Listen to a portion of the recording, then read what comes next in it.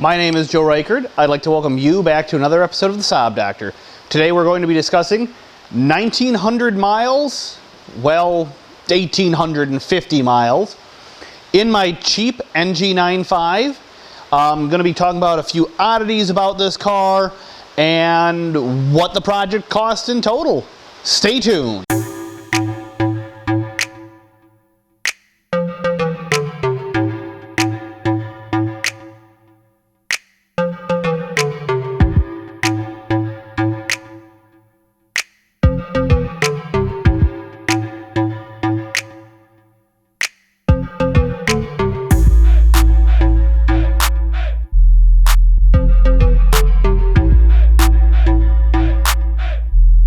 So since repairing the NG95, I've put exactly 1,847 miles on the car.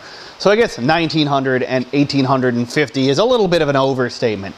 But started off with an 800-mile total road trip where my wife and I took it. We went up to northern Wisconsin, crossed our fingers, and hoped everything went all right. And I'm going to be honest, this is probably the best road trip car I have ever owned. You know, some cars you drive for a while, your back starts to hurt, your butt goes numb. None of that happened. I was very, very impressed. The other thing I was really impressed about was I took it, I set it in comfort mode, we hit the freeway, and this thing got total combined 27.1 miles per gallon.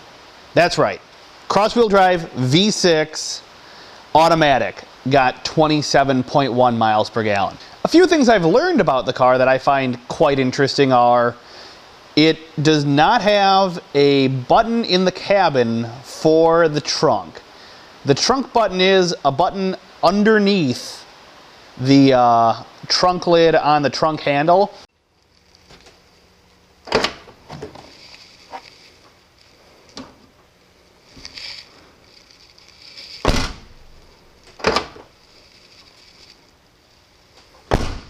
Which I found really, really interesting. I'm used to just having a button somewhere in the car. The other thing I found out was this has the switch between comfort, intelligent, and sport mode. Sport mode is more than just, you know, a little bit firmer suspension. It changes cross-wheel drive programming, performance as it calls it, which is shift points, and suspension feel and steering feel, which is really, really cool. So with the adjustable suspension, to get into the configuration, first you hit the config button, and the first thing it brings up is sport mode settings. Tap the what would be the power button for the, tap the select button for the radio. Sorry, mine's all worn out. That'll be replaced soon. And then you can turn the knob and you can see. So you have your sport suspension, your powertrain performance, which I'm guessing is mainly transmission shifting, your sport steering, which does adjust steering feel, and your all-wheel drive. Now you can take one of these and turn it off if you want to. So you push the button, it'll uncheck the box. But why would we do that? We want all the fun stuff, right? A couple things that I found that are issues with this particular car is at one point the driver's side heated seat obviously stopped working, and one of the prior owners, or possibly the last dealership it was traded in at, took it and installed an aftermarket heated seat. So it has the heated seat switch. On the side of the seat, it's just 2 level, which kind of sucks to be 100% honest, but at least it heats the bottom and the back.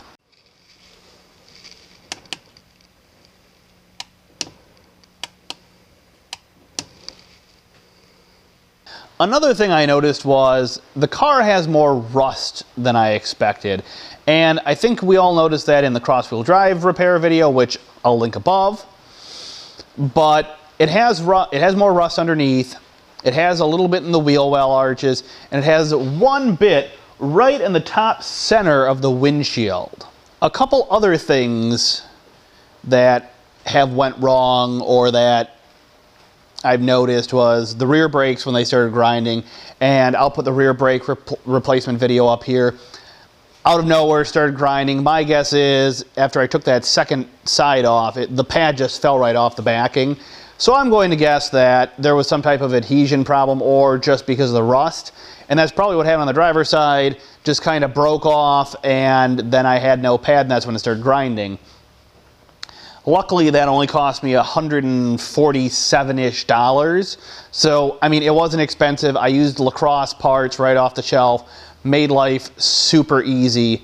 Another thing that I found is that the rear light bar is out. I figured it didn't work at all. I'm probably going to have that repaired at some point. So that actually leads me on to my next bit of, what's getting fixed next on the car. What's the plan?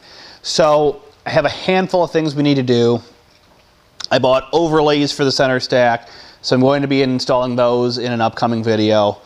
I'm going to replace the start button. Now I know that the overlay pack will have a start button overlay, but I want an actual start button. I also know that the replacement buttons, which I believe are for the Cruise, actually light up blue. So I'm going to be taking the LED out, flip-flopping the green for the blue, putting a new start button in this car because the start button is just extremely worn out. One of the probably sooner things that I'm going to do is get the tires replaced. The tires, because of the car sitting, they feel square. And I guess saying feel square isn't necessarily the right way to put it. It has a bit of a vibration that kind of comes and goes with speed, which pretty average for a car that's been sitting for a while, not a big deal. So it's going to get new tires. Those tires don't have a ton of tread depth left anyways. I'm going to have to do an oil change in about 1,000 miles, which, I mean, luckily the oil was still good that was in it, and it was at the right height, a good quality Mobil 1 oil, no problems there. And when I do that, I'm going to pull off the front wheels and check the front brakes. I know I didn't check those when I did the rear brakes. However, I didn't do that because the front brakes haven't pulsated at all. Everything, the car rides out perfect other than the tires, and I had no reason to really check them. They felt good, nothing like that. Now for the portion that everybody is wondering. What is the total that I have spent on this car? So let's start off with the car. Paid $1,000 for the car. So I'm actually going to use my cheat sheet because I'm not going to remember how much I actually paid for everything. So I paid $1,000 for the car. That one I know, everybody knows. If you don't know, check the card above. You'll be able to watch the story. It is the first YouTube video I ever put out, so please be patient with the editing and whatnot on that one. After that, I figured, well, it's probably just the filter and fluids. I'll buy that and replace that. $167.50 the Saab parts with free shipping. As everyone knows from the video, that was just in the card above. There was a big crack in the differential, and that was not the problem. So I went out and bought a used Cadillac XTS differential with 33,000 miles on it from a local junkyard, or I should say a local parts recycler. That cost me $369.25 with tax. While I was taking it apart, I accidentally destroyed an axle nut. That was $13.54 off the shelf of my local Buick dealership, and that is a LaCrosse part. I'll put the part number in the link below in case anyone needs it, or sorry, in the description below in case anybody needs it. While I was taking the rear differential out, the drive shaft came apart. Had to buy grease for the drive shaft. That was $2.11 at my local auto parts store. Because I had helpers on the project, I'm going to include these next two costs in the cost of the car because technically it's my labor cost. For lunch that Saturday when we put the differential in, I spent $22 on Mexican food and burritos from our local taco trailer, which was amazing at the time that we ate it. Might not have been the best idea for a long car project, so maybe don't do burritos. And then for dinner, we had pizza. The pizza was $41.77. The next cost came a couple weeks later after I was driving it, and in the last video I did when I did the brakes, $145.02 for LaCrosse rear rotors and rear brake pads. That brings the grand total of this car before tax, title, and registration to $1,761.19. That seems like a lot of car for $1,700. I think I did all right there. Now, if you want the full total, 100% in, including registration, it cost me $202 in tax, plates, and a title, clean, clear Wisconsin title for this car. And that includes a $3.39 online convenience fee that Wisconsin charges. So all in, complete total, 100%, $1,964.08. I think I did pretty well. What do you all think? So that pretty much wraps up the NG95, what I own it for, what's going on with it video. I just want to make sure everyone knew what I actually had invested in the car, what's been done, what's coming up on it, so you know what to expect. I'm still deciding on what tires I want to buy. I've got a few in mind. I'd say to comment below on tires, but tires are such a huge thing. You know, everybody has an opinion on it. I'm going to pick out a set, and we'll go from there. I'd say I'll do a review on them, but I'll probably go with something that I've put a bunch of, on a bunch of our cars before.